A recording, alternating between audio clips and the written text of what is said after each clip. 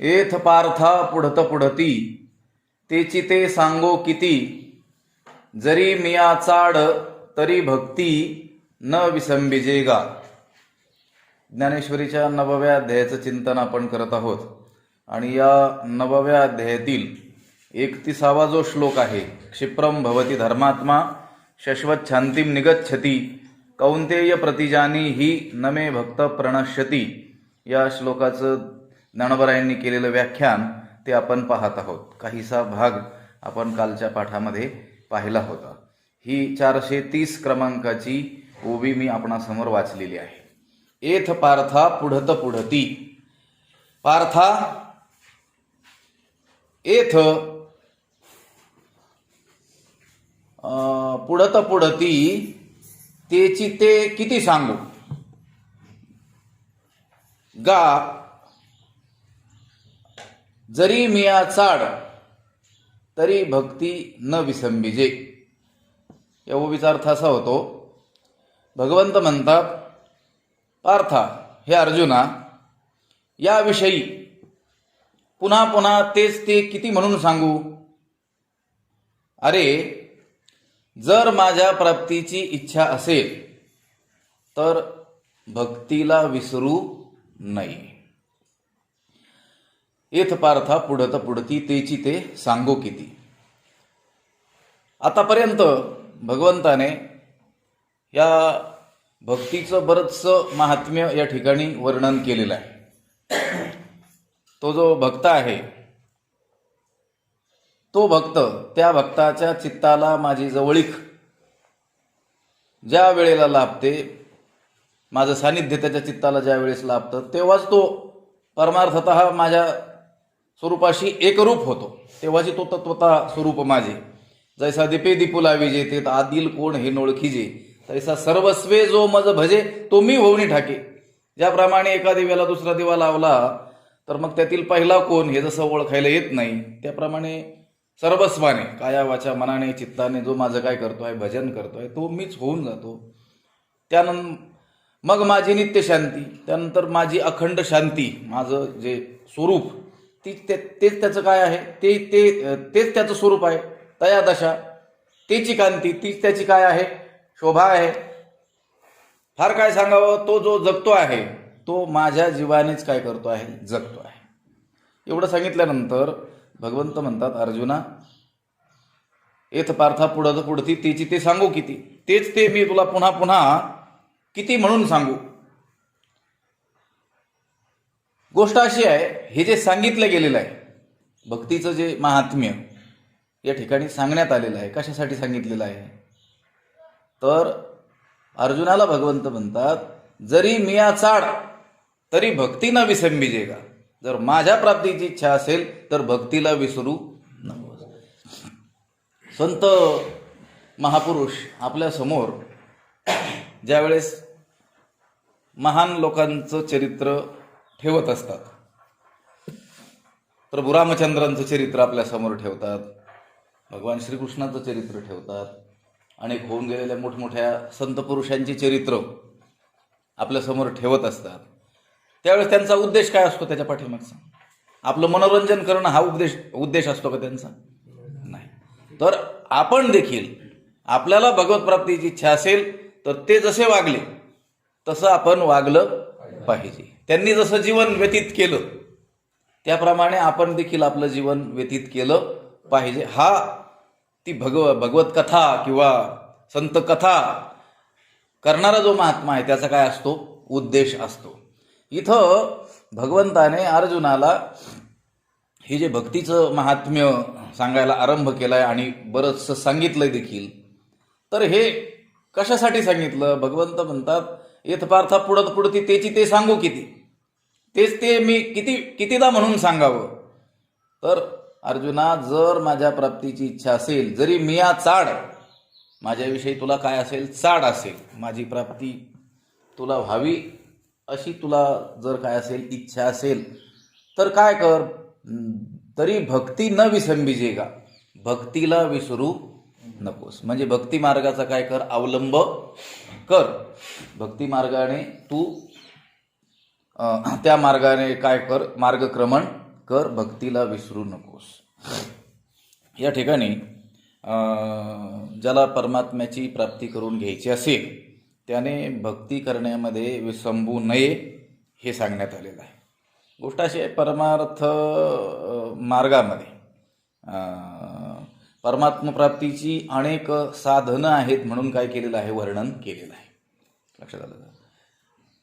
परमात्म्याच्या प्राप्तीसाठी अनेक मार्गांचं वर्णन, अनेक मार्गाचं दर्शन शास्त्राने आपल्याला काय केलेलं आहे, घडवलेलं आहे. पण अन्य निरपेक्ष जे साधन आहे ना ते फक्त काय आहे, भक्ती हे साधन आहे. लक्षात आलं का? अन्य साधनांची अपेक्षा या मार्गामध्ये नाही, कोणत्या भक्ती मार्गामध्ये नाही. पण भक्तिपंथ बहु सोपा म्हटलेलं किंवा यारे यारे लहान थोर, लहानाला देखील ते आचरता येण्यासारखं आहे, थोरांना देखील आचरता येण्यासारखं आहे. त्या ठिकाणी अधिकाराचा काही प्रश्न उद्भवत नाही आहे. लक्षात आलं का? किंवा तुमच्याकडं हे अगोदर असेल तर तुम्ही या मार्गात प्रवेश करू शकता, तरच तुमच्याकडून भक्ती होऊ शकते असंही काही नाही. अन्य साधन निरपेक्ष असं काय आहे, हे भक्ती साधन आहे. एकनाथी भागवतामध्ये नाथरायांनी भगवंताच्या वचनाचा जो अनुवाद केलेला आहे, उद्धवाला जे भगवंत सांगतात त्या ठिकाणी असा उल्लेख केलेला आपल्याला आढळून येतो. अनेका साधना नापेक्षिती, सर्व संगाती निरसिती, मोक्ष मार्गी भक्ती जेने स्वरूप प्राप्ती तात्काळ. स्वरूप प्राप्ती, मोक्ष स्थिती तात्काळ आपल्याला जर प्राप्त करून घ्यावी असं वाटत असेल तर या मोक्ष मार्गामध्ये मुख्य काय आहे, भक्ती आहे. की जी भक्ती अन्य साधनांची अपेक्षा करत नाही. म्हणजे तुमच्याकडं वैराग्य असेल, विवेक असेल तरच तुम्ही या भक्ती मार्गामध्ये या, किंवा अमुक अमुक तुमच्या बुद्धीची क्षमता असेल तरच तुम्ही प्रज्ञावान असाल तरच या, अशी काही अन्य साधनांची अपेक्षा या भक्ती मार्गामध्ये नाही आहे. लक्षात आलं का? म्हणून मोक्ष मार्गामध्ये मुख्य मानली गेली काय, भक्ती मानली गेलेली आहे. लक्षात आलं का? आता जी जीवडी म्हणून अन्य साधनं परमात्म दर्शनाची म्हणून सांगितलेली आहे, परमात्म प्राप्तीची म्हणून सांगितलेली आहेत, त्यातील अनेक साधनं काय आहेत, परावलंबी आहेत. आणि परावलंबी असून देखील आचरण्यामध्ये अत्यंत काय आहेत, कठीण अशी आहेत. सर्वसामान्यांकडून ती आचरली जाऊच शकत नाही. आता विवेक जर एखाद्याकडे असेल तर त्या विवेकाला वैराग्याची जोड लागते. वैराग्यहीन विवेक उपयोगाचा नसतो. केवळ विवेकच आहे, मौखिक विवेक आहे. लक्षात आलं का? वाचिक विवेक आहे. वाचा विवेकस्त्व विवेक येव, योग वशिष्ठामध्ये असं म्हटलेलं आहे की वाणीचा विवेक हा केवळ काय, विवेकच. विवेक म्हणजे विविच्यते इति विवेक हा, हे मिथ्या आहे, हे सत्य आहे. लक्षात आलं का? हे त्याज्य आहे, हे ग्राह्य आहे, हे स्वीकारलं पाहिजे, याचा त्याग केला पाहिजे. लक्षात आलं का?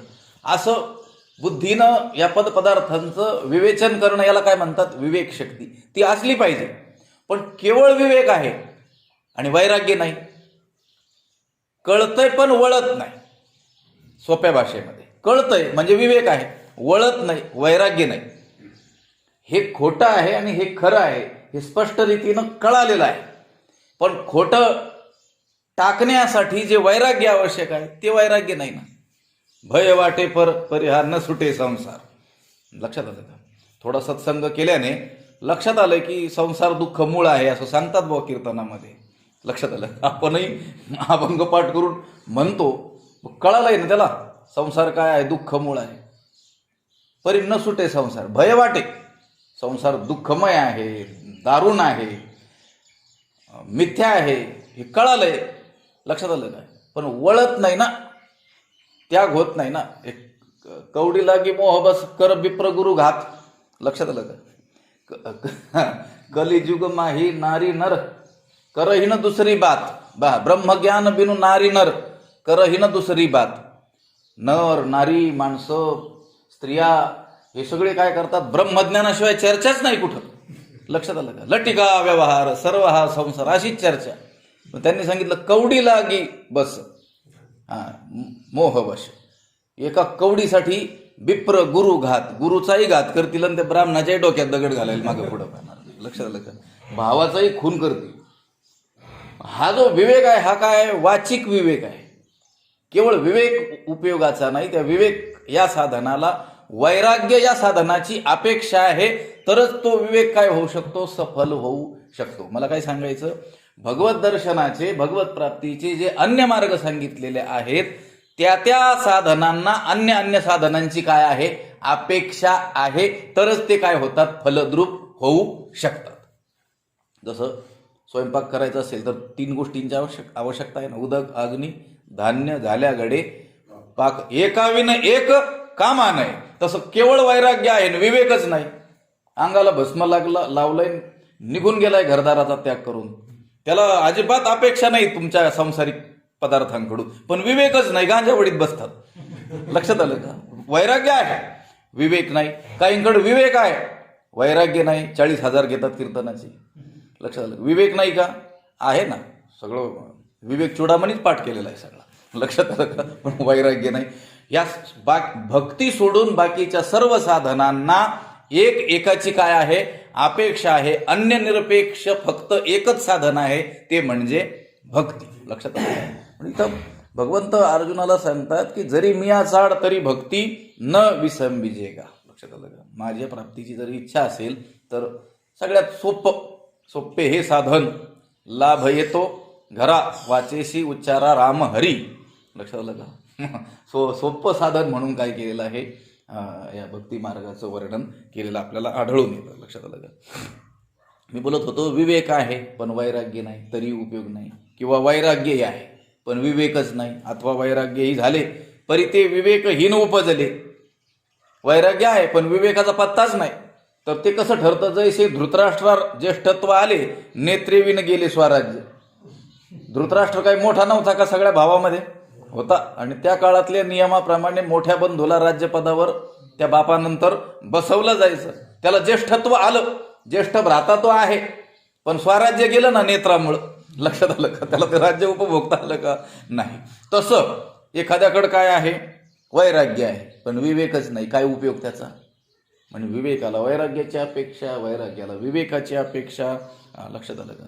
या सगळ्या गोष्टी एकमेकावर काय आहेत अवलंबून आहेत, परस्परावलंबी आहेत. म्हणून विवेकासहित वैराग्याचे बळ असं म्हटलेलं आहे तुकोबारायांचं वर्णन करताना.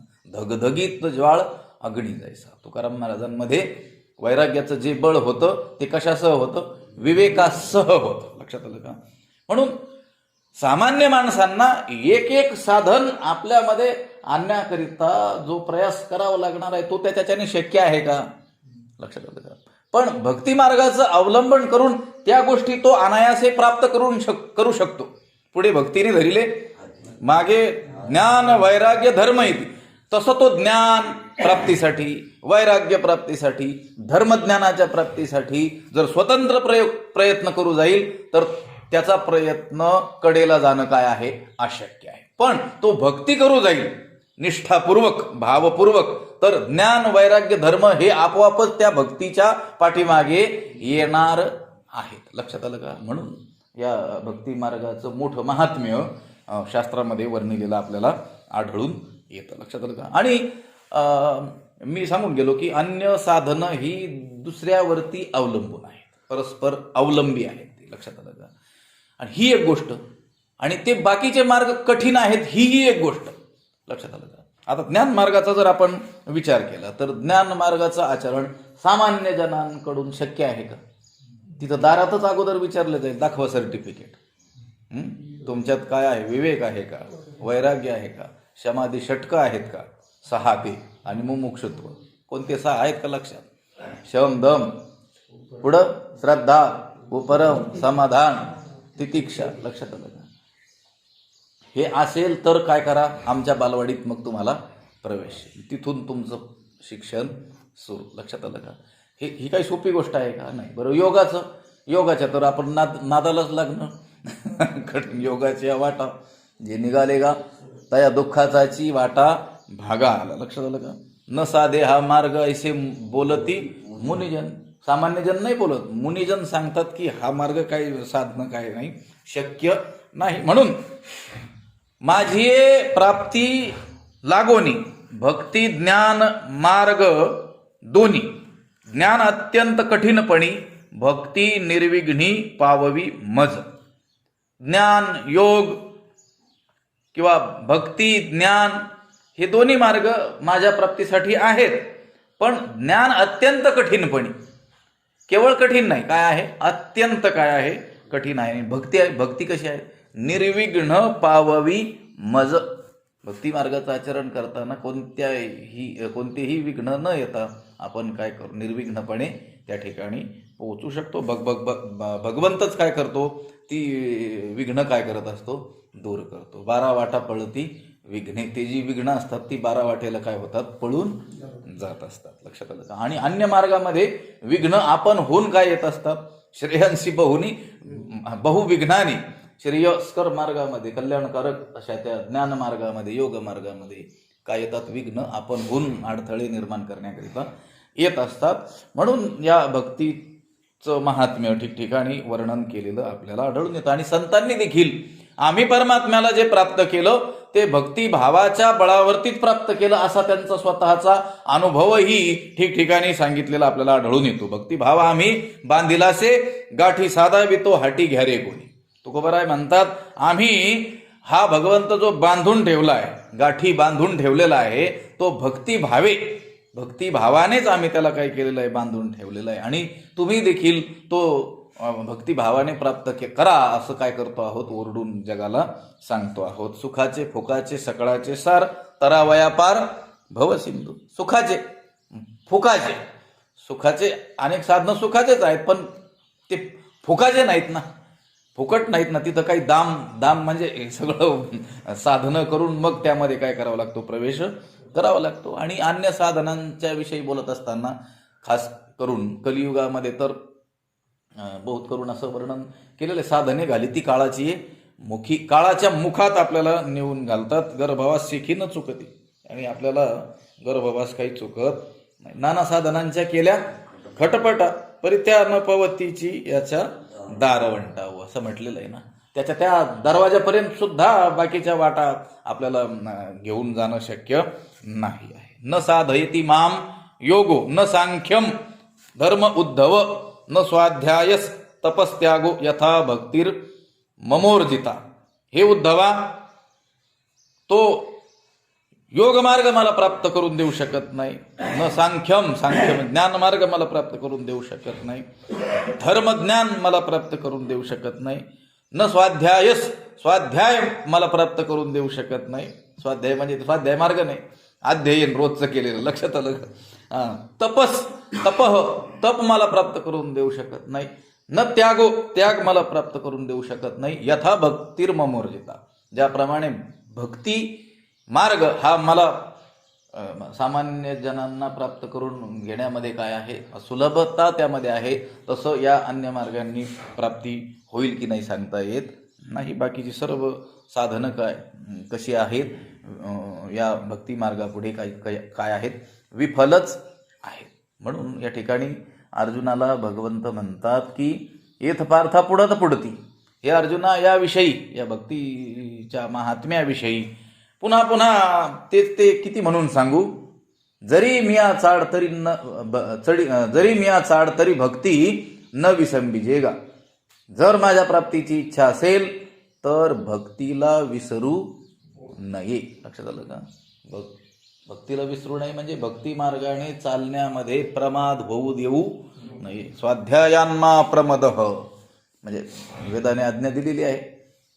गुरुगृही शिक्षण पूर्ण केल्यानंतर ज्यावेळेस तो साधक आपल्या घरी जायला निघतो, त्यावेळेस गुरु त्याला जो उपदेश करत असतात तो तैत्तिरीय उपनिषदामध्ये शिक्षावल्ली नावाचं प्रकरण आहे, त्यामध्ये आलेला आहे. बराचसा मोठा तो भाग आहे.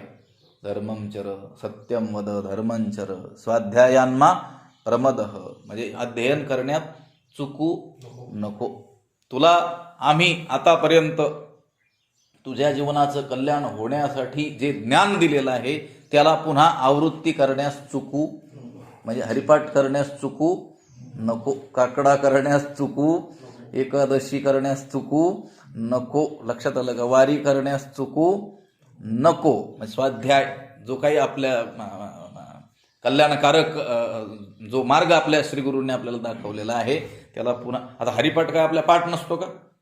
रोज का करायचा? महिन्यातून 2 महिन्यातून एकदा केलं तरी पाठ राहणारच आहे ना. केवळ पाठ करायसाठी पाठ केलेला नाही ना तो.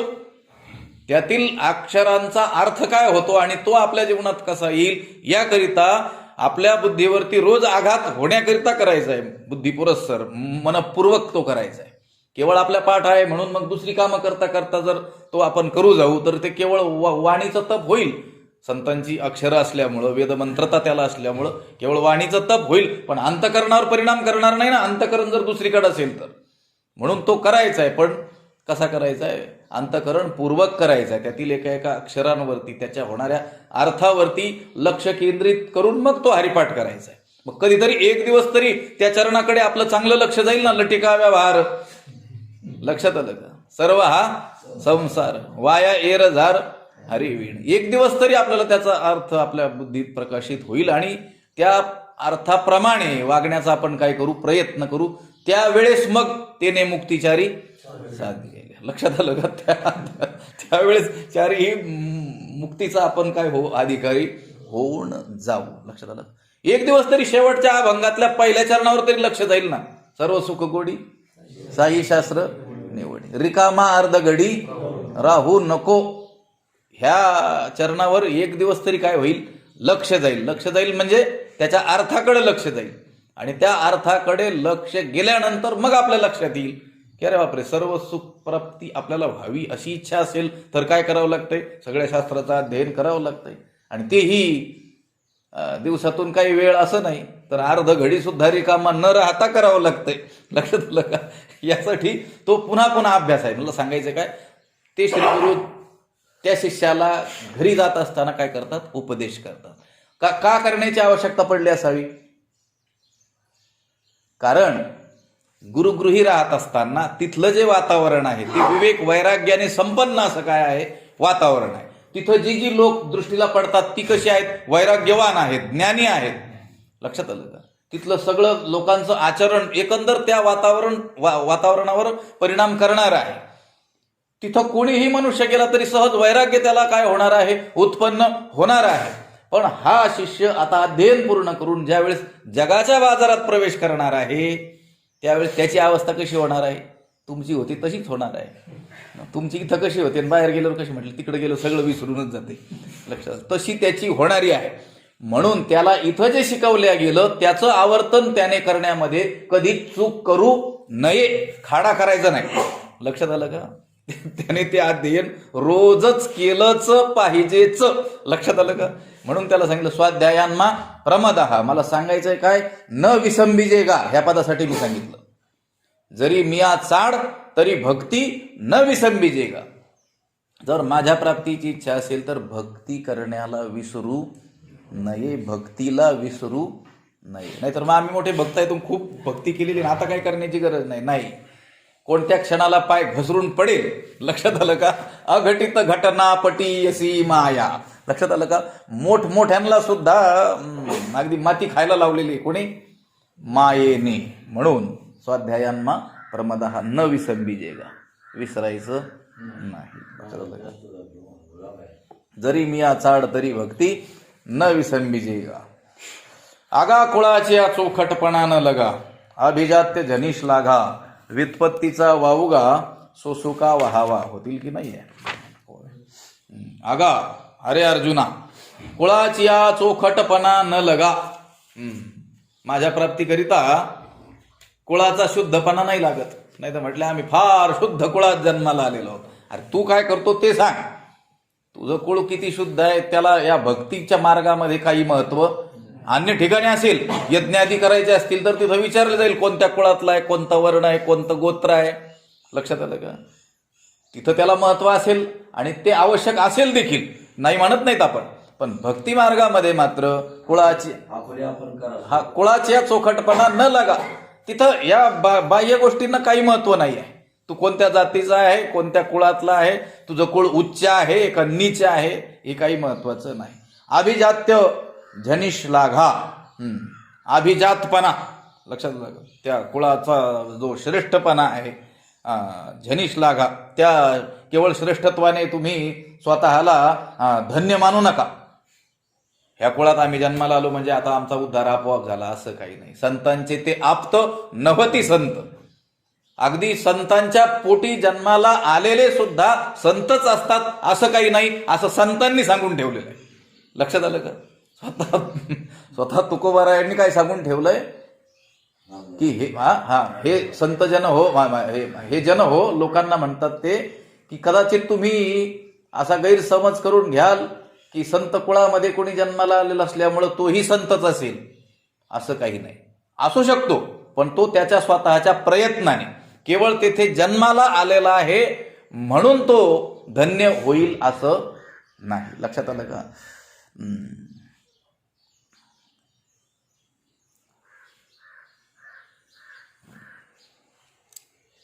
नामदेवरायांचा नमा म्हणे त्याचा जन्म सफळ झाला, वंश उद्धरीला माळीयाचा. सावतोबा महाराजांच्या बद्दल बोलताना असं त्यांनी सांगितलेलं आहे की वंश उद्धरीला, त्यांनी उद्धरीला, त्यांच्यामुळं तो वंश धन्य झाला.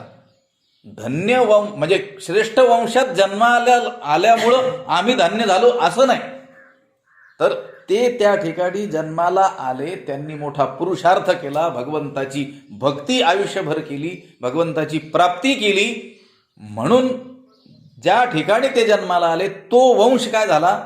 धन्य झाला. लक्षात आलं का? केवळ आपण एखाद्या श्रेष्ठ वंशात जन्माला आलो म्हणून धन्य झालो असं नाही. लक्षात आलं का? धन्य आम्ही जन्मा आलो पण दास विठोबाचे झालो, विठोबाचं दास्यत्व केलं म्हणून आम्ही धन्य झालो. असं संतांनी कुठेही वर्णन केलं आढळून येणार नाही की या कुळात आम्ही जन्माला आलो म्हणून धन्य झालो. धन्यता ती त्या सार्थकता ती त्या कुळात केवळ जन्माला आल्याने होणार नाही. भक्ती मार्गामध्ये त्याचा कुठलाही विचार केलेला नाही. आगा कुळाची चोखटपणा न लगा, अभिजात्य झनिश लागा. माझ्या प्राप्तीकरिता कुळाचा शुद्धपणा लागत नाही. शुद्धपणाचं शुद्ध जे कुळ आहे त्याच्या पाठीमागं लागू नका. कुळाच्या केवळ श्रेष्ठत्वाने धन्य मानू नका. आणि व्युत्पत्तीचा वावगा सोसुका व्हावा आणि शास्त्रज्ञानाचा व्यर्थ हव्यास का बाळगावा. लक्षात, विद्वत्तेचा व्यर्थ हव्यास का बाळगावा. इथं भगवंत म्हणतात व्युत्पत्तीचा वावगा सोसू का व्हावा. भक्ती मार्गामध्ये आपण आलोत ना, तर मग आता कोणी अज्ञानीही नाही आणि कोणी प्रचंड मोठा मेधासंपन्न बुद्धिवानही नाही. यारे यारे लहान थोर यासाठीच म्हटलेलं आहे ना. ते लहान असो की थोर असो, एकाच मार्गाचे काय आहेत आता? पथिक आहेत. ज्ञानोबरायांचा एक अभंग आहे.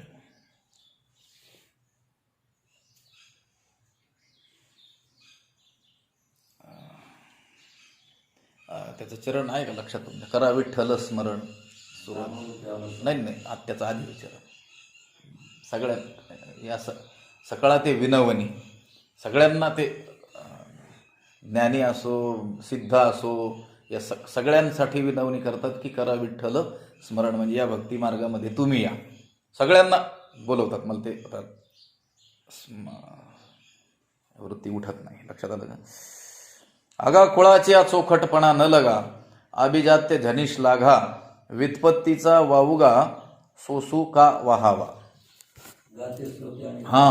गाते श्रोते आणि पाहते, चतुर विनोदी दुश्चित्ते, सोहम भावे पूर्ण ज्ञाते. या सकळा ते विनवणी. लक्षात आलं? कोणाला? गाते श्रोते पाहते, चतुर विनोदी दुश्चित्ते, जे सोहम भावी पूर्ण ज्ञाते, या सगळ्यांना विनवणी केली. काय? करा विठ्ठल स्मरण. म्हणजे या भक्ती मार्गामध्ये या. इथं आल्यानंतर मात्र कोणी लहानही नाही आणि कोणी मोठाही नाही. पंढरीशी लोका नाही, पाया पडे जन एकमेका. लक्षात आलं का? तो गुरुही शिष्याच्या पाय पडतोय, शिष्यही गुरुच्या पाय पडतोय. तो संत महात्मा देखील सामान्यांच्या पाय पडतोय आणि एकमेका लोटांगणी जाती रे. लक्षात आलं का? एकमेकांना लोटांग विसरली याती. लक्षात आलं? वर्ण अभिमान यातीचा अभिमान विसरून एकमेकांना काय करतात? लोटांगण करतात. तेच सांगतात आगा कुळाची चोखटपणा न लगा. माझ्या प्राप्ती करता भगवंत स्वतः सांगतोय. दुसऱ्यांनी सांगण्यापेक्षा भगवंताच्या वाक्याला अधिक प्रामाण्य आहे. भगवंत म्हणतोय माझ्या प्राप्तीकरिता कुळाचा शुद्धपणा लागत नाही. उदाहरण घ्या, दोन व्यक्ती समोर आणा उदाहरणासाठी. अत्यंत पवित्र शुद्ध उच्च कुळात जन्मलेला एक मनुष्य आणि त्याला सामाजिक व्यवस्थेमध्ये अत्यंत नीच जातीमध्ये जन्मलेला एक मनुष्य. लक्षात आलं का? अत्यंत पवित्र उच्च संत कुळात जन्मलेला जो आहे आणि त्याने कधी भक्तीच केली नाही आयुष्यात, आणि हा ज्याला नीच कुळ म्हटलं जातं, नीच याती म्हटलं जातं, त्यामध्ये जन्मलेला जो कोणी मनुष्य आहे आणि त्याने मात्र त्याच्या सद्भाग्याने संत पुरुषांच्या भेटीमुळं त्याच्यामध्ये भक्तीचा काय झाला, प्रवेश झाला आणि भक्ती मार्गाचं आचरण त्याने अखंड रीतीनं जन्मभर केलं. आता दोघात कोण श्रेष्ठ आहे? तो उच्च कुळात जन्माला आलेला का? हा, लक्षात आलं? मग त्याने तो कोणत्या कुळात जन्माला आलेला हे महत्वाचं नाही, त्याने केलंय काय. हा, जरी मी चाड तरी भक्ती न विसंबीजे का. त्याला भगवत प्राप्तीची इच्छा होती म्हणून तो भक्तीला विसरलाच नाही आणि याने भक्तीला आठवलंच नाही. केवळ कशाच्या अभिमानामध्ये राहिला? उच्च कुळात आमचा जन्म आहे, आमचे आजोबा महिन्याला वारी करायचे, आमचे वडील तिथंच राहिले पंढरपुरात आणि आम्ही पंढरपूरला गेलोच नाही. लक्षात आलं? बघ, जमेल का? नाही जमणार. आगा कुळाच्या चोखटपणा न लगा, अभिजात्य झनिश लागा. या भक्ती मार्गामध्ये म्हणजे भगवंत म्हणतोय माझ्या प्राप्तीकरिता कुळाचा शुद्धपणा लागत नाही. म्हणून काय कर, जन्मतःच प्राप्त झालेल्या स्वतःच्या श्रेष्ठपणाने काय होऊ नकोस, स्वतःला धन्य मानू नकोस, स्वतःच वर्णन करत बसू नकोस. आणि विद्वत्तेचा तरी व्यर्थ हव्यास का बाळगावा, व्युत्पत्तीचा वावगा सोसू का वाहावा. इथं विद्वत्ता देखील प्रमाण नाही आहे. भक्ती मार्गामध्ये प्रविष्ट झालेला कोणी अडाणी असेल किंवा कोणी विद्वान असेल, तो विद्वान आहे म्हणून त्याला लवकर भगवत प्राप्ती होईल आणि हा अडाणी भगवंतापर्यंत जाणारच नाही असं मात्र नाही. कदाचित असं दिसून येईल की तो अडाणी लवकर त्याच्या भावबळे आकळे, एरवी ना कळे. आणि याचं जर केवळ ज्ञानच आहे आणि विष्णुविनं जप व्यर्थ त्याचे ज्ञान. लक्षात आलं? केवळ तो ज्ञानाचाच हव्यास काय करत राहिला, बाळगत राहिला विद्वत्तेचा, तर ते चालणार नाही. व्युत्पत्तीचा वावगा सोसू का वाहावा. उलट व्युत्पत्ती अवघी विसरीजे असं सांगितलंय पाठीमागं. लक्षात आलं का? शिकीजे, अगोदर शिकावं आणि त्या शिकलेल्याचा अभिमान येऊ देऊ नये. लक्षात आलं का? शिकून आपण शिकलो ही भावना विसरावी, शिकलेलं नाही विसरावं. लक्षात आलं का? नाही तर शिकावं विसरावं, मग शिकावंच कशाला. लक्षात आलं का? शिकावं, पाठांतर करावं, ज्ञान मिळवावं, पण आपण ज्ञानी आहोत ही भावना विसरावी. ते ज्ञान जिवंत ठेवावं, रोज आवर्तन द्यावंच त्याला. लक्षात आलं का? व्युत्पत्तीचा भावगा सोसू का व्हाव्या, विद्वत्तेचा तरी व्यर्थ हव्यास का बाळगावा. लक्षात आलं का? का रूपे वयसा माझा, आथिलेपणे का गाजा, एक भाव नाही माझा तरी पाल लाळते.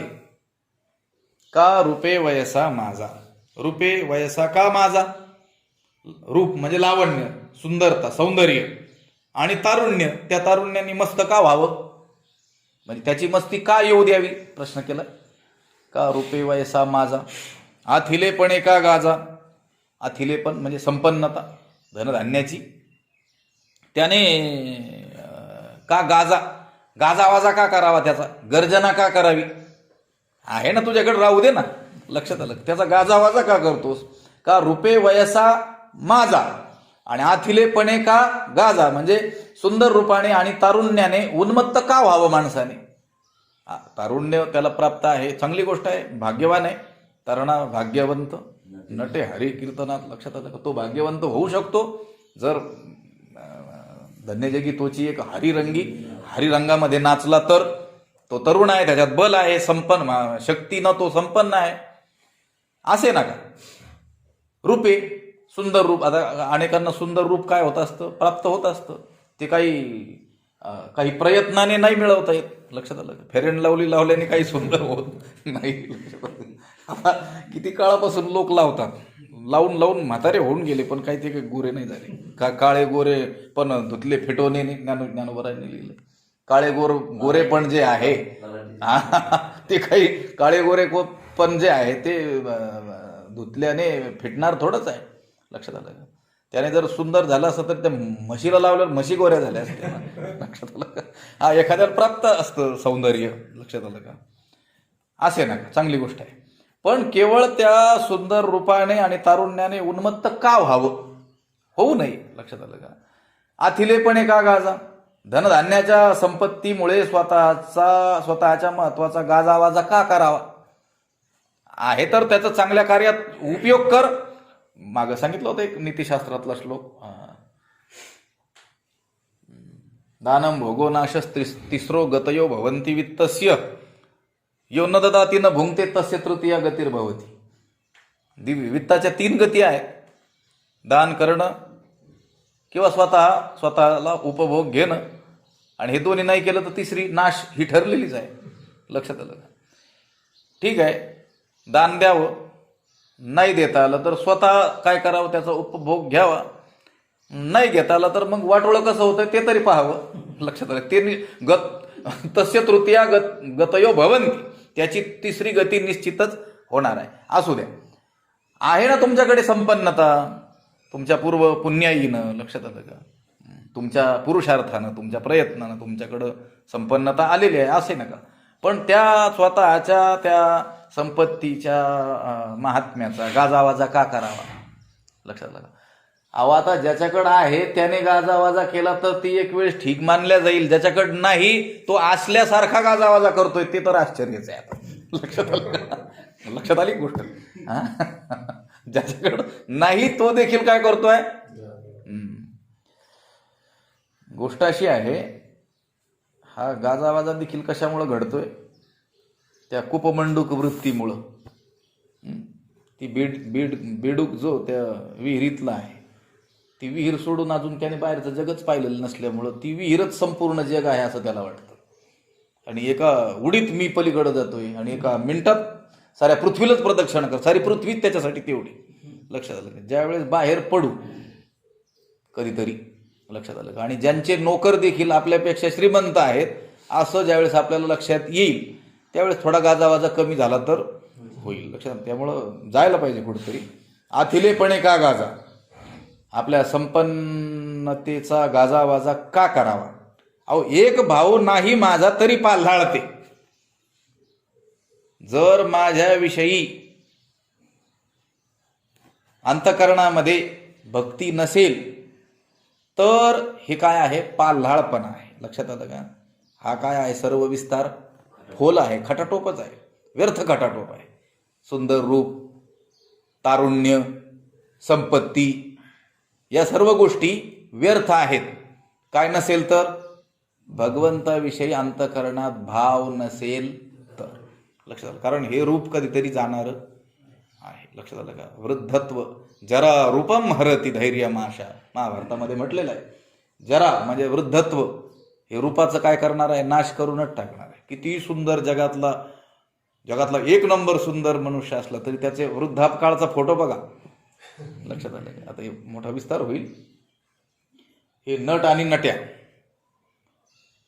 हे जगामध्ये एवढे प्रसिद्धीला पावलेले असतात आणि सगळे जग त्यांच्या मागं वेड्यासारखं धावत असतं. काय असतं बरं त्यांच्याकडं? एक सुंदर देह सोडला तर त्यांच्याकडं असं काय आहे की त्यांच्या मागं लागावं जगाने? ज्ञान आहे का, तपस्या आहे का, साधना आहे का, त्याग आहे का, वैराग्य आहे का, जगत उद्धाराची काही कळकळ आहे? काय आहे त्यांच्याकडं? फक्त काय आहे? सुंदर देह आहे. परंतु ते सौंदर्य ही हजारो वर्ष टिकेल असं नाही ना. लक्षात आलं का? नलिनी दलगत जलवत तरलम तदवत जीवितम अतिशय चपलम. लक्षात आलं? त्या कमळाच्या पानावरती पाण्याचा पडलेला थेंब अगदी मोत्यासारखा आपल्याला दिसत असला तरी त्याचं ते मोत्यासारखं चमकणं हे क्षणभर आहे. वाऱ्याची थोडीशी झुळूक आली की ते पडून मातीत जाऊन चिखल होऊन जाणार आहे त्याचं. लक्षात आलं का?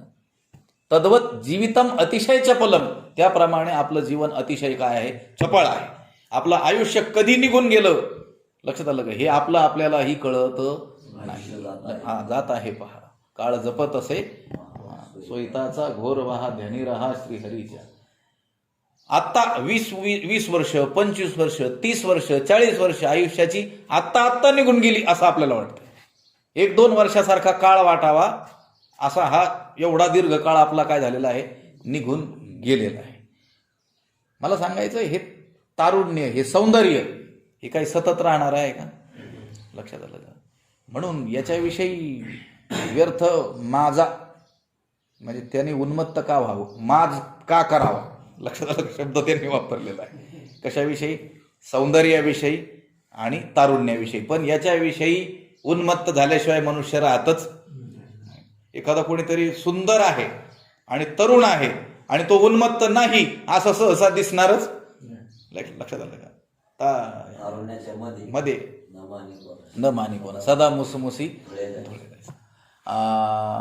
यौवनम धनसंपत्ती ही प्रभुत्वम अविवेकिता एकैकमप्यनर्थाय किमु यत्र चतुष्टयम.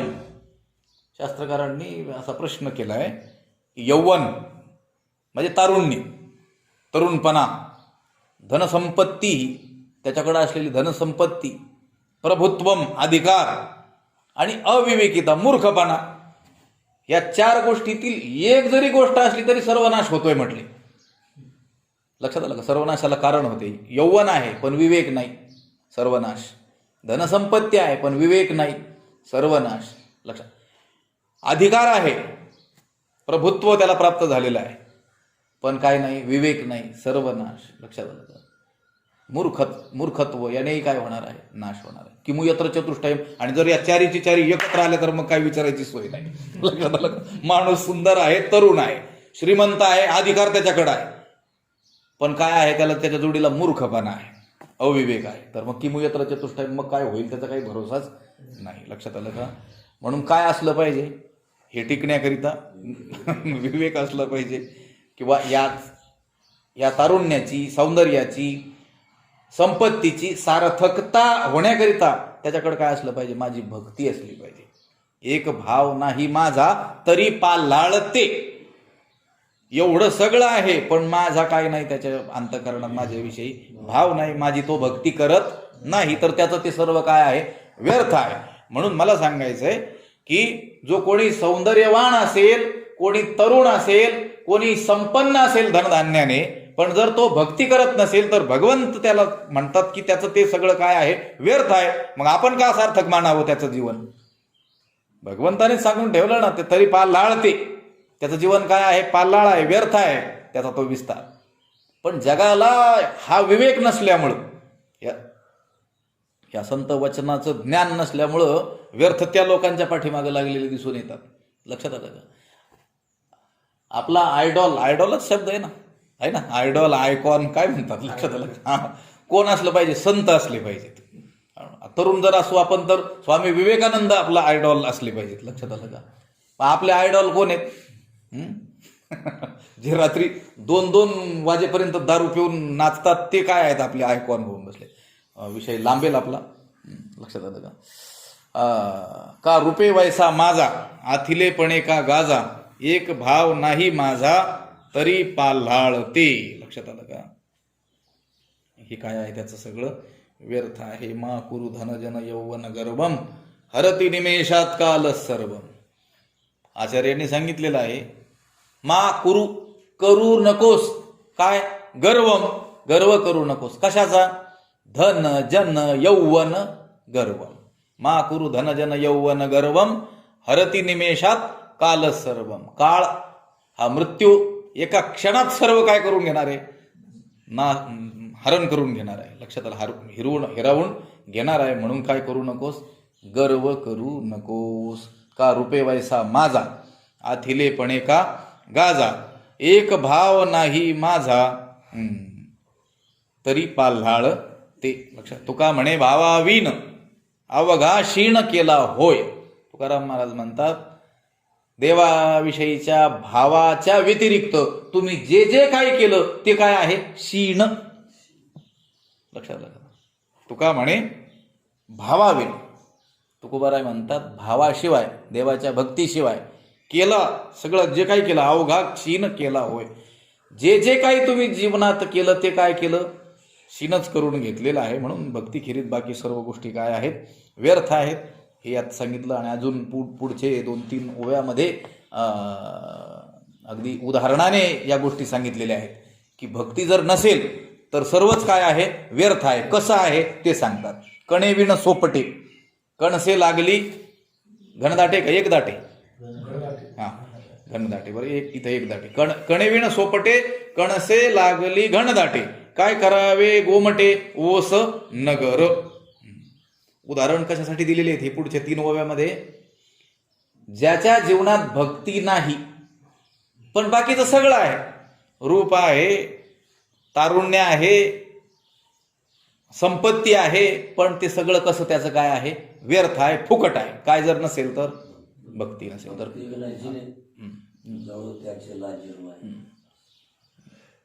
जळो जिने लाजिरवाणे.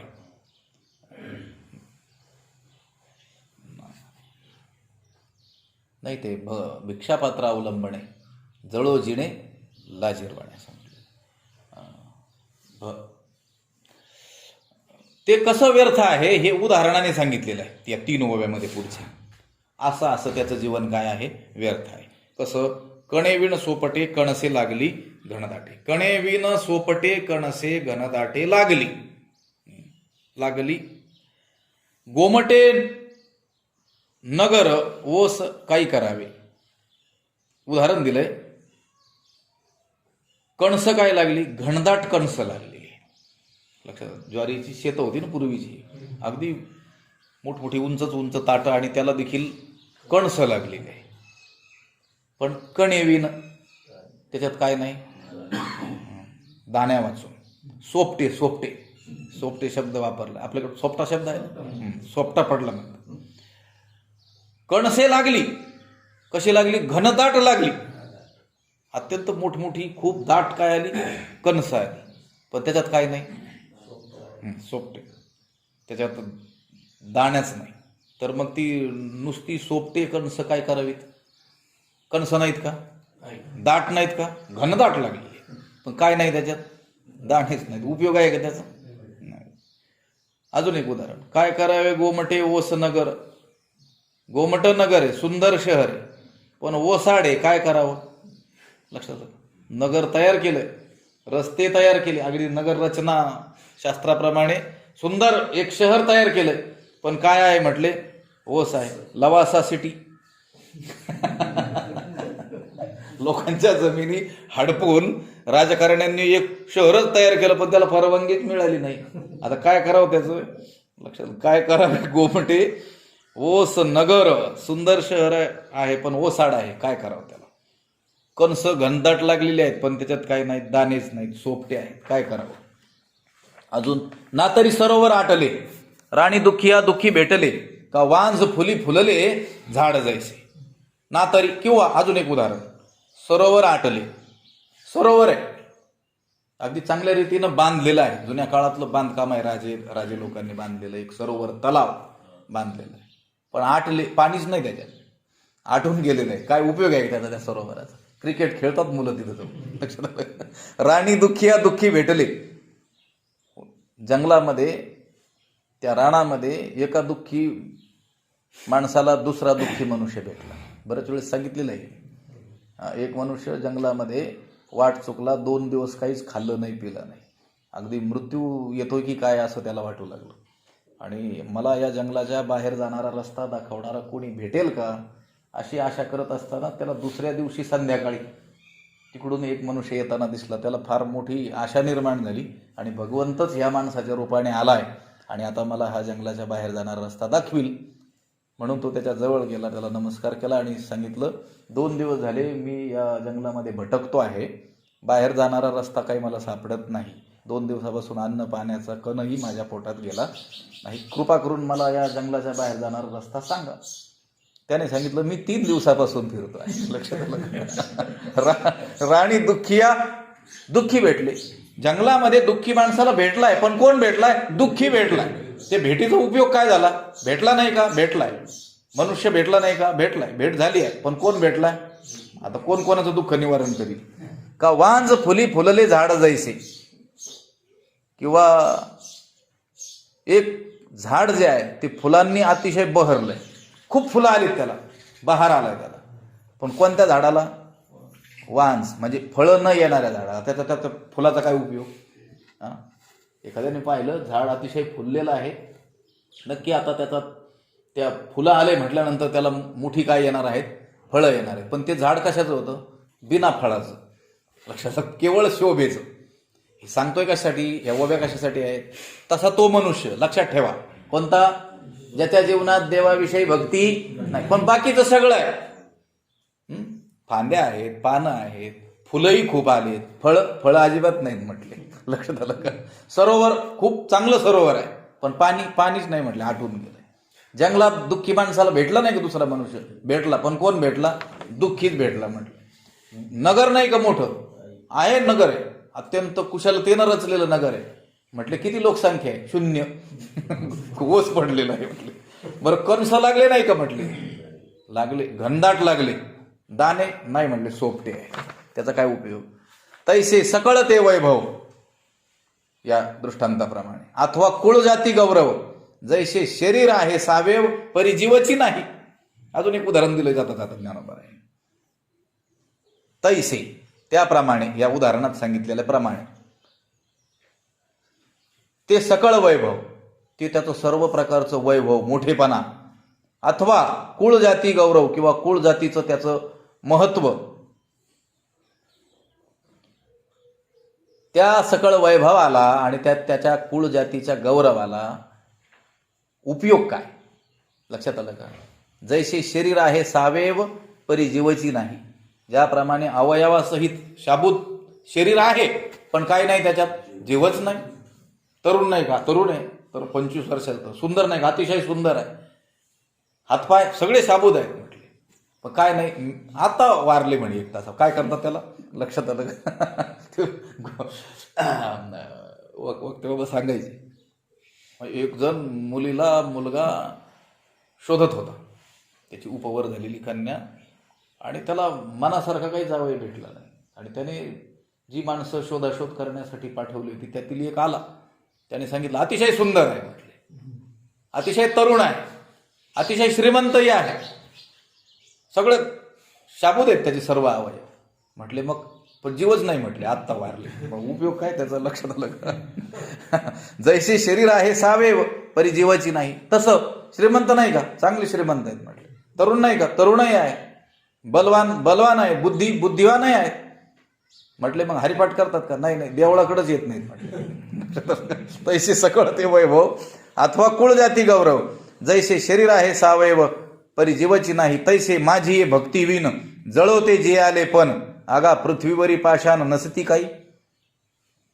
तैसे म्हणजे आता वर, जैसे शरीर आहे सावेव परी जीवची नाही. तैसे, त्याप्रमाणे माझी भक्ती विन, माझ्या भक्ती वाचून, त्याचं ते सर्व संपन्न जे आहे, संपन्नता जी आहे, कुळ जाती गौरव जो आहे, जळवते जे आले पण, ते जे आले पण जळू, त्या जगण्याला काय लागो, आग लागो. आगी लागो तया सुखा जेणे हरी नये मुखा. तुकाराम महाराज म्हटले त्या सुखाला आणि त्या सुख साधनांना काय लावा, काडी लावा म्हटले. का, त्यांच्यात गुंतून पडल्यामुळं माझ्या मुखाला काय येत नाही, हरी येत नाही. लोकांना विचारा ना, चला वारीला, नाही वेळच नाही म्हटले. आता ऊसतोड आलेली, ती आग लावून दे. कोण, तुकाराम महाराज म्हणतात बरं का, कारण त्या ऊसामुळं तुला काय होत नाही, तुझ्या मुखाला हरी येत नाही. लक्षात आलं का. कोणाला म्हटलं चला याला, कशाला, एका कीर्तनाला चला, लक्षात आलं. ते म्हटले नाही, ते आताच आहे ना, आमच्याकडे काही मोठी पाहुणे आम्हाला भेटायला येणार आहे. कीर्तनाच्या आडे आले ना, तुकाराम महाराज काय म्हटले, गाडी लावा त्यांना. लक्षात आलं. तैसे माझी भक्ती विन जळवते जी आले पण, भगवंत स्वतः म्हणतोय माझी जर भक्ती करत नसेल तो, तर त्याच्या त्या सर्व संपन्न जगण्याला काय लागो, आग लागो म्हटले. आगा, अरे अर्जुना, पृथ्वीवरी पाषाण नसती काही, पृथ्वीवर काय दगड नसतात का. लक्षात आलं का. केवळ तो जिवंत आहे, त्याच्या जिवंत असण्याला काही प्रयोजन आहे का, या व्यक्तीच्या सर्व संपन्न असण्याला काही प्रयोजन आहे का, तरुण असण्याला काही प्रयोजन आहे का, नाही. दगड नाहीत का पृथ्वीवर, किती काही दगड राहतात ना म्हटले. आगा पृथ्वीवरी पाषाण नसती काही, या पृथ्वीवर दगड नसतात का, दगडाची तुलना केली त्याची. लक्षात आलं का. जर त्याच्यामध्ये भक्ती नसेल तर भगवंताच्या दृष्टीनं तो काय आहे, दगड. लक्षात आलं का. पै हिवराची दाट सावली, सज्जनी जैशी वाळिली, तैसी पुण्ये डावलोनी गेली अभक्ता ते. पै हिवराची दाट सावली. हिवर नावाचं झाड जाय त्याची सावली कशी असते अत्यंत. पाहिलं की तुम्ही हिवर सगळ्यांनी पाहिलेलं आहे. त्याची सावली कशी असते अत्यंत दाट. सज्जनी जैसी वाळली. पण सज्जन लोकांनी ती सावली काय केलेली आहे टाळलेली आहे. ती उन्हात बसणं पसंत करतील पण हिवराच्या सावलीला बसणार नाही. कारण हिवराच्या सावली खाली बसल्याने कुबुद्धी निर्माण होते. लक्षात आलं. त्या झाडावरच बसला होता ना विकल्प. कोणाच्या डोक्यात उडी मारली होती मंथरेच्या. आणि मंथरेने मग जाऊन आग लागली कुठं काही सांगितलं तिनं कैकेयीला. लक्षात आलं का. तो विकल्प त्या झाडावरती बसलेला असल्यामुळं सज्जनांनी ते झाडच टाळलं. नको म्हटलं याच्या खाली बसायला. लक्षात. उगाच आपल्या डोक्यात काय यायचा विकल्प यायचा. हा हिवराची दाट सावली आहे की नाही आहे. सावलीत बसल्यानंतर शीतळता आपल्याला प्राप्त होणार आहे की नाही होणार आहे. अगदी हिरवगार ते झाड आहे की नाही आहे. पण सज्जन लोकांनी त्याचं काय केलंय त्याला टाळलेलं आहे. लक्षात आलं का. त्याप्रमाणे पुण्य तैसी पुण्य डावलूनी गेली अभक्ता ते. तैसी अभक्ता ते पुण्य डावलूनी गेली. त्याप्रमाणे अभक्त जो आहे माझी भक्ती न करणारा जो आहे सर्व पुण्य त्याला चुकवून जातात. लक्षात आलं का. तो ह्या दिशेने आला पुण्य इकडून येत असले त्याला पाहिलं की पुण्य मागं जातात किंवा दुसऱ्या दिशेने जातात. लक्षात आलं का. तो हायवेने येत असतील तर हे बायवेने निघून चालतात. कोण पुण्य. लक्षात आलं का. तैसी पुण्य डावलोनी गेली अभक्ता ते. जो अभक्त आहे माझी भक्ती न करणारा जो आहे त्याला सर्व पुण्य काय करतात चुकवून जातात. पण हिवराची जशी हिवराची दाट सावली जरी असली तरी सज्जन लोक तिला काय करतात टाळतात आणि दुसऱ्या झाडाकडं निघून जातात. लक्षात आलं का. ते हिवर लांबून दिसल्याबरोबर दुसरीकडून निघून जातात. त्याप्रमाणे पुण्य ह्या अभक्तांना डावलून निघून जातात. निंबनिंबोळ्या मग अभक्तांना पुण्य डावलून जातात. मग आवर्जून त्यांच्याकडे येतंय कोण ते सांगतात. निंबनिंबोळ्या मोडोनी आला तरी तो कावळी अशीची सुकाळू झाला तैसा भक्तिहीन वाढेनाला दोषाची लागी. लक्षात आलं का. हा जो भक्तिहीन मनुष्य आहे ना तो जो वाढला तो पापा करताच वाढलेला आहे. लक्षात आलं का. त्याचं जे जीवन आहे ते कोणासाठी आहे पापासाठीच. लक्षात आलं. पुण्य तर त्याच्या वाटेला जातच नाही. पुण्य त्याला चुकवून निघून जातात. पाप मात्र त्याच्याकडे अवश्य लांब लांबून येतात भेटायला. कोणाला त्या माणसाला. कसं निंब निंबोळ्या मोडोनी आला तरी तो कावळी अशीची सुकाळू झाला. कडुलिंब जो आहे तो लिंबोळ्याच्या भाराने अगदी मोडून जाण्या इतका बहरून आलेला असतो. त्याला निंबोळ्या आल्या ना तर त्या निंबोळ्याच्या ओझ्याने तो निंब मोडतोय की काय एवढा बहरलेला असतो. त्यावेळेस तो कावळी अशीची सुकाळू झाला. तो कावळ्यांकरता काय होतो सुकाळ होतो. लक्षात आलं का. कावळ्यांचं एक विचित्रच आहे. कावळाच विचित्र आहे. अगदी पक्ष्यामध्ये दुष्ट म्हणून त्याचं वर्णन नीतिशास्त्रकारांनी केलेलं आहे. पक्ष्यामध्ये अत्यंत दुष्ट पक्षी कोण कावळा असं त्याचं काय केलेलं आहे वर्णन केलेलं आहे. ज्यावेळेस द्राक्षाला बहार येतो किंवा आंब्याला काय येतो बहार येतो त्यावेळेस त्याच्या तोंडाची चव निघून जाते. माऊलींनी लिहिलेलं आहे. लक्षात सांगतो उभे लक्षात. द्राक्ष रसा आम्र रसा वेळे तोंड सडे वायसा. लक्षात आलं का असं म्हटलेलं आहे. आणि ते बरं आहे ती निसर्गाची योजना. नाही तर त्याने एकही द्राक्ष ठेवलं नसतं ना आंबेही ठेवले नसते कोणी. नेमकं द्राक्षाला ज्यावेळेस बहार येतो द्राक्षे पिकतात आणि आंबे त्या झाडाला ज्यावेळेस लागत असतात त्यावेळेस नेमकं त्याच्या तोंडाची चव निघून जाते आणि तो त्यांच्याकडे ढुंकूनही पाहत नाही. कशाकडे त्या द्राक्षाकडेही नाही आणि आंब्याकडे. फळाचा राजा मानला जातो कोण आंबा.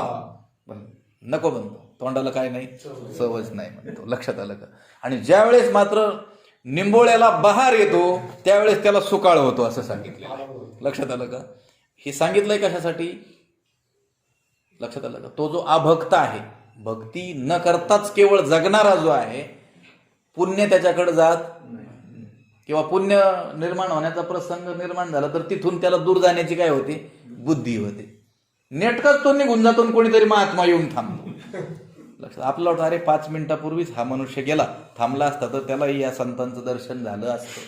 पण त्याला देव कसा थांबवून देईल तिथं? लक्षात आलं? कारण त्याचं जीवन कशासाठी निर्माण केलेलं आहे? दोषालागी. आणि इथून निघून जातो आणि दुसरीकडे जातो, नेमका तमाशा झालेला असतो तिथे. लक्षात आलं का? म्हणजे अगदी ग्रामीण भाषेत सांगतो. लक्षात आलं का? म्हणजे पाप निर्माण जिथं होणार आहे तिथं याची उपस्थिती आवर्जून, आणि जिथं पुण्य निर्माण होणार आहे तिथं याची गैरहजेरी हमेशा राहणारच आहे. निंबोळ्या मोडून आला तरी तो कावळी अशीची सुकाळू झाला, तैसा भक्तिहीन वाढीनाला दोषाची लागी. जो भक्तिहीन पुरुष आहे ना तो दोषालागीच वाढलेला आहे. जसे निंबोळ्या आल्या कोणाला लागी आहेत ते आता? त्या कावळ्याला लागी. कावळ्याला काय झालेलं आहे? सुकाळ झाला. का? अजून एक उदाहरण दिलं का? षडरस खापरी वाढले, वाढोनी चोहटा रात्री सांडिले, ते सुनियांची ऐसे झाले जियापरी. षडरस 6 रसांनी युक्त असं अन्न तयार केलं. जेवणामध्ये काय असतात? 6 रस असतात. षडरस म्हटलं गोड, आंबट, तुरट, खारट, तिखट, कडू. लक्षात आलं का? तुरट, हे 6 काय असतात? रस असतात. आणि ह्या 6 रसांनी युक्त असं पंचपक्वान्नाचं काय केलं? भोजन तयार केलं. आणि ते कशात वाढलं? खापरात वाढलं. आणि खापरात वाढलं आणि कुठं ठेवलं? रात्री नेऊन ठेवलं. कुठं? चोहटा, चव्हाट्यावर नेऊन ठेवलं. किंवा त्या भूतबाधा झालेला जो मनुष्य असतो त्या माणसावरून उतरून उतारा करून कुठं नेऊन ठेवतात? ते चव्हाट्या. आता ते अन्न षडरसाने युक्त आहे, पंचपक्वान्न ते आहे. पण किती भुकेलेला मनुष्य असेल तर त्याचं सेवन करील का तो? वाढलंय कशात? खापरात नेऊन ठेवलंय रात्री. कुठं? त्या चव्हाट्यावरती. असं ते जे अन्न आहे ते मनुष्याला उपयोगी आहे का आता? पण उपयोगी कोणालाच नाही असं आहे का? नाही. कोणाला? कुत्र्याला. लक्षात आलं का? ते सुनियाचे ऐसे झाले जियापरी. ते जसे कुत्र्याच्याच उपयोगी झालेले असते. हे दृष्टांत जे सांगितलेत तुम्हाला ठाऊक नाहीत म्हणून सांगितलेत का? हे ठाऊकच आहे, पण याच्यातून सांगायचंय काय? भक्तिहीन पुरुषाचं जे जगणं आहे, सौंदर्य आहे, तारुण्य आहे, उच्च कुळात जन्म आहे, संपत्तीनं तो युक्त आहे, पण काय नाही? भक्तीच नाही. मग त्याचं जीवन कोणासाठी? यमराज त्याची काय करतोय? घडी घडी काळ वाट याची अजून किती आहे अवकाश. तुम्ही नाही का आता पाठ कधी सुटतो याची का वाट कशी पाहता, तसा तो यमराज त्याची वाट पाहतो दांडकं घेऊन. लक्षात आलं का? पाटील वर कधी येणार आहे? लक्षात आलं का? मस्त त्याच्याकडे काय आहे? संपन्नता आहे, सौंदर्य आहे, तारुण्य आहे, उच्च कुळात जन्म आहे, पण काय केलेलं नाही? भक्ती केलेली नाही. त्याच्यासाठी ही उदाहरण आहे का? षडरस खापरी वाढिले, वाढोनी चोटा रात्री सांडिले, ते सुनियाचेची ऐसे झाले जियापरी. ते कुत्र्याच्याच उपयोगीचं आहे. काय? ते अन्न. तैसे, आता शेवट सिद्धांत निष्कर्ष सांगतात, तैसे भक्तिहीनाचे जिने, जो स्वप्नी ही परी सुकृत नेणे, तेने संसार दुःखासी भाणे ओगरिलेगा. त्याप्रमाणे भक्तिहीन माणसाचं जे जगणं आहे ते केवळ कशासाठी आहे? पापासाठीच आहे. तो स्वप्नातही पुण्य करण्याचं जाणत, जागृतीत तर करतच नाही, पण स्वप्नात देखील पापच करतो, स्वप्नात देखील पुण्य करत नाही. असा जो कोणी आहे त्याने संसार दुःखाशी भाणे ओगरिलेगा. संसार दुःखाकरताच आपल्या आयुष्याचं ताट काय केलेलं आहे? वाढवून ठेवलेलं आहे. आपलं आयुष्य हेच जणू काही एक ताट, आणि हे ताट त्याने वाढवून ठेवलंय कोणासाठी? संसार दुःखांसाठी. या संसार दुःखांना तो काय करतोय? आमंत्रित करतोय. जसं ते षडरसांनी युक्त असलेलं जे अन्न आहे खापरात वाढून रात्री त्या चव्हाट्यावर नेऊन ठेवलं तर ते फक्त कोणाच्या उपयोगाला येतं? कुत्र्यांच्याच उपयोगाला येतं. तसं भक्तिहीन माणसाचे जे जगणं आहे की जो स्वप्नातही सुकृत करणं जाणत नाही, त्याने जणू काही आपल्या आयुष्याचं ताट हे त्या संसार दुःखाकरताच वाढवून ठेवलेलं आहे. खूप आता हे एक एक ओव्या अशा अतिशय काय आहेत? महत्वाच्या आहेत खूप. त्याचा विस्तार करायला पाहिजे, पण आपला काळ तेवढा नाही आहे. यातून लक्षात घ्या, जर आपण आपल्या जीवनामध्ये भक्ती केली नाही तर आपलं आयुष्य म्हणजेच जणू एक ताट, आणि ते ताट कोणासाठी? या संसार दुःखांसाठी. ते षडरसांनी युक्त अन्न रात्रीचा वाट्यावर नेऊन ठेवलं रे ठेवलं की न सांगता देखील तिथं काय येणार? कुत्र्यांची झुंबडच तिथं काय होणार? समूहच त्यांचा तिथं येणार. तसं भक्ती जर केली नाही तुम्ही संपन्नता प्राप्त केली, सौंदर्य प्राप्त केलं, तारुण्य तुमच्याकडे असेल, उत्तम कुळात तुम्ही जन्मलेले असाल, तरी देखील तुमच्या वाट्याला काय येणार? संसार दुःखासी भाणे ओगरिलेगा. संसार दुःखच तुमच्या काय येणार? वाट्याला येणार. लक्षात आलं का? म्हणून आपण काय करावं लागणार आहे? भक्ती. हे उलट रीतीनं असं सांगितलेलं आहे त्यांनी. भक्ती केल्याने काय होतं हेही सांगितलं आणि भक्ती न केल्याने काय होतं हेही सांगितलं. लक्षात आलं? भक्ती केल्याने काय होतं? अपिचेत सुदुराचारा. दुराचारातील दुराचारी जरी असला आणि कोणत्याही जातीत तो भलती या जातीत जरी जन्मलेला असला, पण ज्याने आपलं जीवन या भक्तीकरता खर्च केलं, तर तो मी तेची ते, मी तोच होऊन जातो, तो मीच होऊन जातो. हे भक्ती केल्याचं फळ सांगितलं आणि भक्ती न केल्याने काय होतं त्याचं वर्णन या ठिकाणी केलं. या 31व्या श्लोकाचं विवरण या ठिकाणी संपलेलं आहे. पुंडलिक वरदा हरी विठ्ठल श्री ज्ञानदेव.